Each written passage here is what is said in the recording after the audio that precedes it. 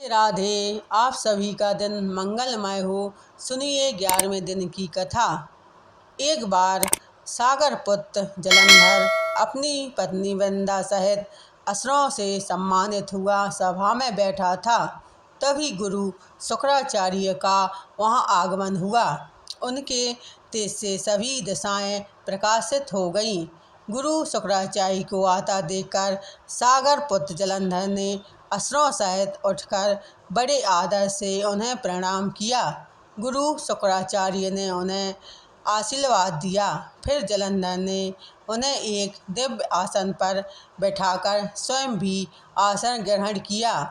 फिर सागर पुत्र जलंधर ने उनसे विनम्रतापूर्वक पूछा, हे गुरुजी, आप हमें यह बताने की कृपा करें कि राहु का सिर किसने काटा था।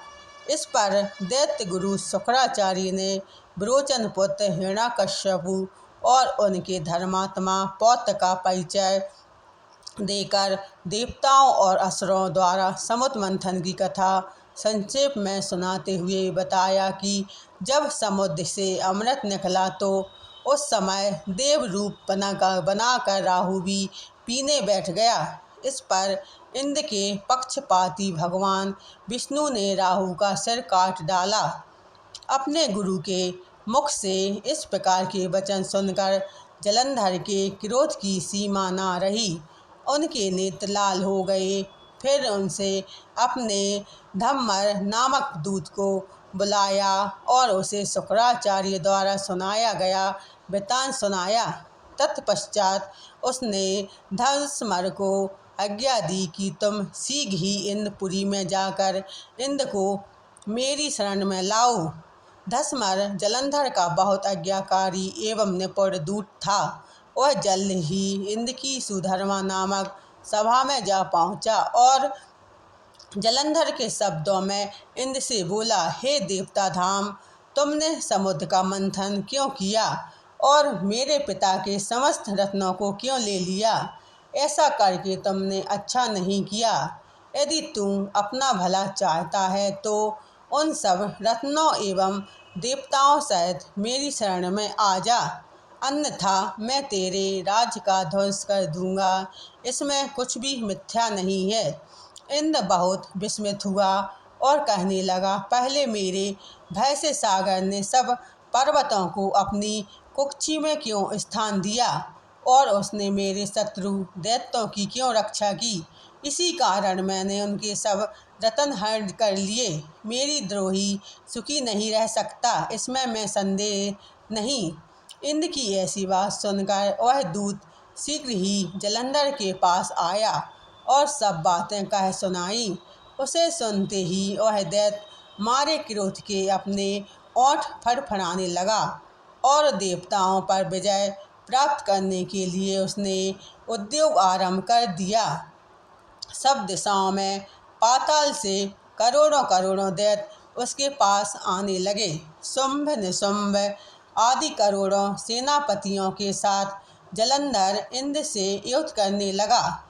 शीघ्र ही इंद्र के नंदन वन में उसने अपनी सेना उतार दी। वीरों की शंख ध्वनि और गर्जना से इंद्रपुरी गूंज उठी। अमरावती छोड़ देवता उससे युद्ध करने चले। भयानक मार काट हुई। असुरों के गुरु आश्चर्य शुक्र अपनी मृत संजीवनी विद्या से और देव गुरु बृहस्पति दोहरागिरी से औषधि लाकर जलाते रहे। इस प्रकार जलंधर के क्रोध होकर कहा कि मेरे हाथ से मरे हुए देवताओं से जी कैसे जाते हैं। जलाने वाली विद्या को आपके पास है। इस पर शुक्राचार्य ने देव गुरु द्वारा दोहराचार्य से औषधि लाकर देवताओं को जलाने की बात कह दी। यह सुनकर जलंधर और भी कुपित हो गया। फिर शुक्राचार्य ने कहा, यदि शक्ति हो तो दोहरागिरी को उखाड़कर समुद्र में फेंक दो, तब मेरे कथन की सत्यता प्रमाणित हो जाएगी। इस प्रकार जलंधर कुपित होकर जल्द ही दोहरागिरी पर्वत के पास पहुंचा और अपनी भुजाओं से पकड़कर दोहरागिरी पर्वत को उखाड़कर समुद्र में फेंक दिया। यह तो भगवान शंकर का तेज था, इसमें जलंधर की कोई विचित्रता नहीं थी। तत्पश्चात यह सागर पुत्र युद्ध भूमि में आकर बड़े तीव्र गति से देवताओं का संहार करने लगा। जब द्रोणाचार्य जी औषधि लेने गई तो द्रोणाचल को खारा हुआ शून्य पाया और भयभीत हो देवताओं के पास आई और कहा कि युद्ध बंद कर दो, जलंधर को अब नहीं जीत सकोगे। पहले इंद्र ने शिव जी का अपमान किया था।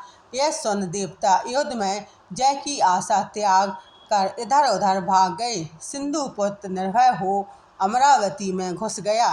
इंद्र आदि सब देवताओं ने गुफाओं में शरण ली। बोलो विष्णु भगवान की जय।